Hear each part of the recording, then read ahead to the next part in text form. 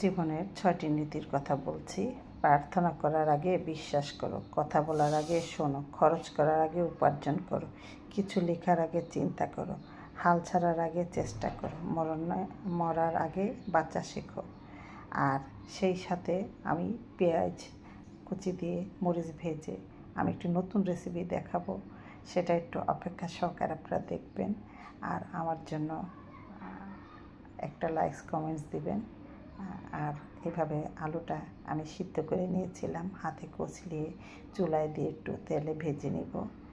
তেলে ভেজে এটাকে আস্তে আস্তে করে নেড়ে চেড়ে মিশিয়ে নেব। তারপর এটাকে আস্তে আস্তে আমি বানাবো, কিভাবে সেটা দেখিয়ে দিচ্ছি, একটু অপেক্ষা করুন। আর সাথে থাকুন। রেজেকের ব্যবস্থা তো আল্লাহই করে। আসলে কেউ ভর্তা দিয়ে খায়, আর কেউ হয়তো মাছ মাংস পোলাও মাংস খায়, আমরা হয়তো ভর্তা দিয়ে খাই। তা একটু লবণ দিয়ে দিলাম। তারপর এটাকে নেড়ে চেড়ে আমি অপেক্ষা করে নেব পানিটা একটু শুকনো হওয়া পর্যন্ত। আর আমরা সবাই আলু ভর্তা খাই, বিভিন্ন রকমের করে খাই, এটা একটা অন্য রকমের ভর্তা, সেটা দেখিয়ে দিচ্ছি। তারপরে এভাবে একটু পানিটা শুকানোর জন্য অপেক্ষা করে নেবেন। তারপরে আমি পাটায় বেটে এটা করব। আসলে পাটায় পিষে ভর্তা অন্য রকমের লাগে, আলু ভর্তা হাত দিয়ে করলেও ভালো হয়, কিন্তু আমি এইভাবে করব। তারপর একটু বেটে নিলাম। তারপরে যে চিলি ফ্লেক্স আগে করা ছিল সেটা দিয়ে দিলাম। দিয়ে এটাকে আমি এখন হাত দিয়ে মেখে নেব। আর একটু লবণ দিয়ে দিলাম, লবণ একটু কম হয়েছিল। একটু পিষে তারপরে হাতটা বেটে চটকাই নিব, এটাকে অপেক্ষা করুন। আর এইভাবে করে ভর্তাটা খেয়ে দেখবেন, অসাধারণ লাগে। আর হাত দিয়ে করলে হয়তো একটু একটু দানা দানা থাকে, এটাতে তা থাকবে না, একদম মেশ হয়ে যাবে। ভর্তাটা খেতে খুবই ভালো হয়েছিল। আর আমি এভাবে করে একটু দেখিয়ে দিলাম, আপনারা করে যদি আপনাদের ভালো লাগে তাহলে আমাকে অবশ্যই জানাবেন। এই যে দেখুন, কাঁচা পেঁয়াজ নিয়েছি, তারপর ভাজা পেঁয়াজ কিন্তু আগিয়ে দিয়েছি সাথে, ওই যে চুলায় আর একটু সরিষার তেল নিলাম।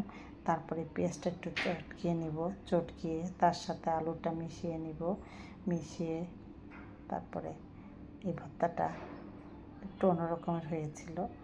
তারপর দেখুন, এই যে আস্তে আস্তে মেখে নেব, নিয়ে এটাকে আমি একটু সুন্দর করে গোল করে নেওয়ার চেষ্টা করছি। এই যে দেখুন, বেটেছি তো একদম তুলার মতো হয়ে গিয়েছে ভর্তাটা। এই যে দেখুন, তারপর একটু ধনেপাতা দিলাম, ধনেপাতা দিয়ে পরে আবার একটু মেখে নিলাম। নিয়ে ভর্তারও ভাই অনেক রকমের আছে, কেউ এটা মাছ দিয়ে খেতে পারেন, সাথে কেউ চিংড়ি মাছ দিয়ে বেটে ভর্তা করতে পারেন, আলু দিয়ে, কেউ ডিম দিয়ে করেন। ভর্তা তো এক একজন এক এক রকমের করে, আমি এইভাবে করি, আবার অন্যভাবেও করে থাকি।